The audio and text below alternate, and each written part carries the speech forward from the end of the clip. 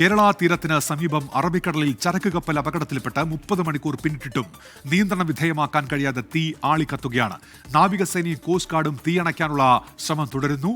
അപകടത്തിൽപ്പെട്ട സിംഗപ്പൂർ കപ്പൽ വാൻഹായി 503 നിന്ന് ഇപ്പോഴും പൊട്ടിത്തെറിയും കനത്ത പുകയുമുണ്ട്. കാണാതായ 4 നാവികരെയും കണ്ടെത്താൻ കഴിഞ്ഞിട്ടില്ല.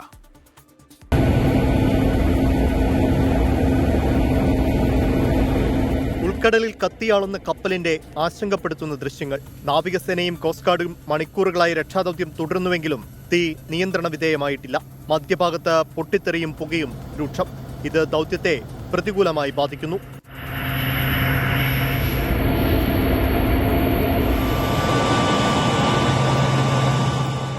കപ്പലിന്റെ ഇന്ധന ടാങ്കിലേക്ക് തീ പടരാതിരിക്കാൻ പ്രത്യേക ജാഗ്രതയുണ്ട്. 10 മുതൽ 15 ഡിഗ്രിയിൽ കപ്പൽ ചെരിഞ്ഞതിനാൽ കൂടുതൽ കണ്ടെയ്നറുകളും കടലിൽ പതിച്ചിട്ടുണ്ട്.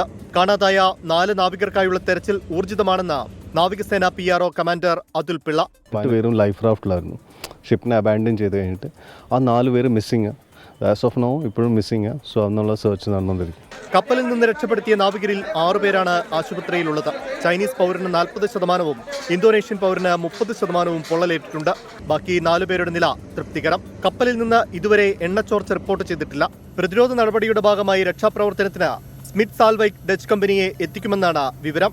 ഡയറക്ടറേറ്റ് ജനറൽ ഓഫ് ഷിപ്പിംഗ് ആവശ്യപ്പെട്ടതനുസരിച്ചാണ് കപ്പൽ കമ്പനി പുതിയ സജ്ജീകരണം ഒരുക്കിയത്. 24 കൊച്ചി.